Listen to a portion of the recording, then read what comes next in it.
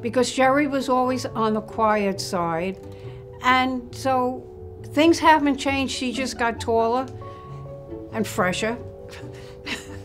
And, you know, he's Mr. Man of few words. I remember one time when Jerry was being transferred from one hospital to the next, the doctor wrote a little note to the new doctor saying, "Good luck with Jerry Cahill, my patient. He's a New York, no-nonsense man." The cystic fibrosis community is invited to participate in a series of videos and podcasts on individuals who are living, breathing, and succeeding with cystic fibrosis. This video, part of the CF Mom series, was made possible through an unrestricted educational grant from Genentech to the Boomer Esiason Foundation. I'm Gunnar Esiason, and today you'll meet Jerry Cahill's mom, Mary, and you'll learn about their family support system. I'm very proud of him, and I almost feel as though this was his calling in life. Not to have cystic fibrosis, but because of cystic fibrosis, he's able to show parents and show children, look at me, I'm alive, I'm well, it's not a killer, you can survive and work and do things and lead a good life. And I'm just so happy that he can be such an inspiration to people. I'll never forget the day they told me. I was down in Long Island College Hospital, and 3 big doctors approached me after Jerry's diagnosed and said, "Your son Jerry has cystic fibrosis." I knew it was serious at the time, but I didn't know how serious. I was very, very devastated to think that my poor child was going to have to suffer with this diagnosis. But to be honest with you, I just suddenly said, because the doctors all said to me, "How are you going to deal with this?" Well, my husband Eddie and I decided, Jerry at the time was one of, 6 children, and we made a determination that we were going to get the best doctors, the best care that we could possibly get for Jerry, and support him in every way we possibly could. When Jerry was first diagnosed, the doctors said we had to do postural drainage on him in order to free his lungs of the mucus so he could breathe better. So we all were taught how to do it, and the doctor said that we had to cup our hands and the sound should be like a horse's hoof. So we all became horses' hoofs in this family, and we all took turns at banging on Jerry's lungs so he could expectorate and be able to breathe better. And then it became a joke. With all his brothers, they were fighting. "I can do it better than you." They almost broke Jerry's broke his ribs banging on him.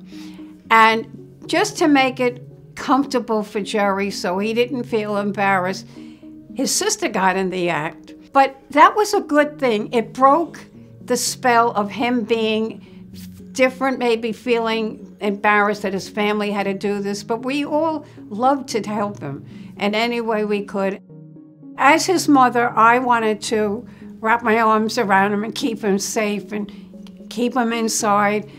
And my husband, Eddie, when I married him, he played for the Boston Red Sox on the farm team. He was a very big athlete. And he said, "No, Mary, Jerry's going to be out there playing ball, running, doing everything that his brothers do. He shall not be treated different." And that's what we did.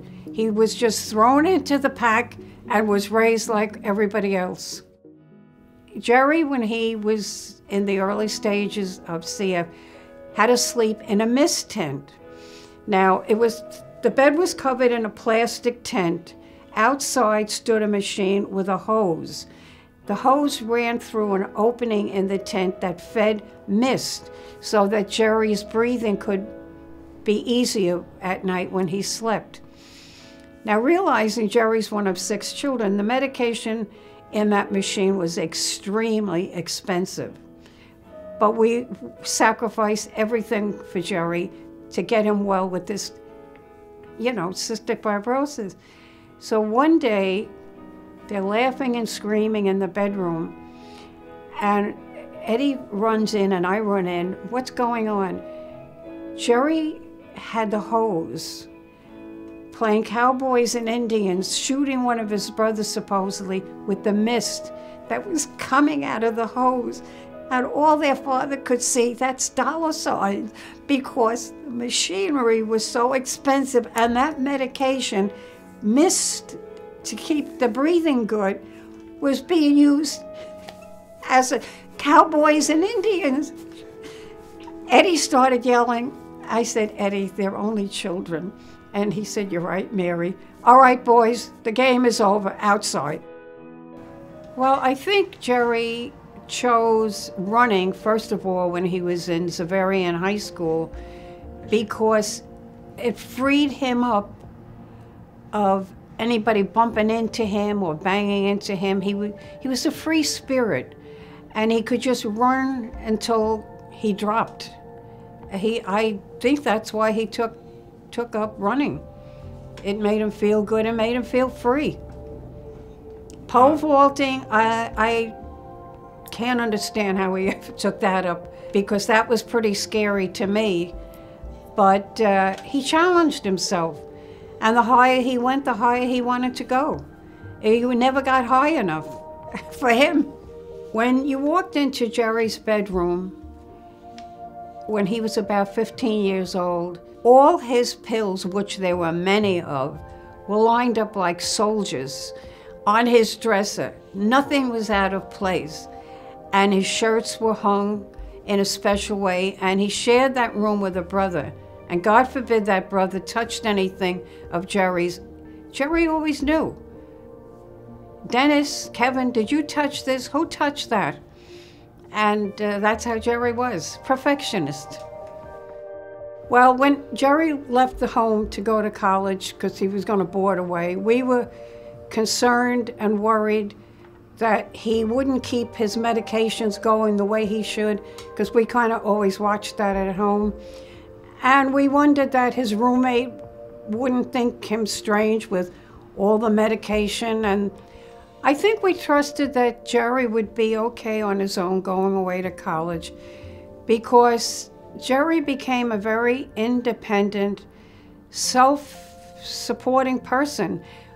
When he had been diagnosed, and all the times in the hospital matured him in a strange way that we were amazed at, the maturity that he developed in handling his disease.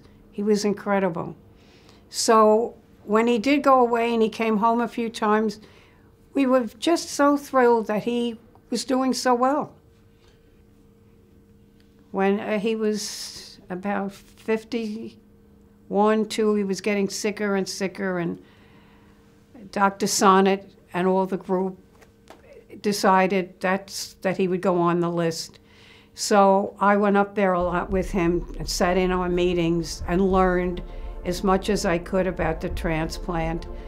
And when he was called the first time, it was a false alarm. And it was a shame, because they prepped him and we were all ready and waiting. And the second time, the same thing happened. But the third time, he got the lungs, and it was a miracle. Jerry was ready for it. Well, the only advice I can give to mothers raising a child with a CF is try to get the best medical help you can. Love your child, care for him, but don't smother him and keep him in a bubble.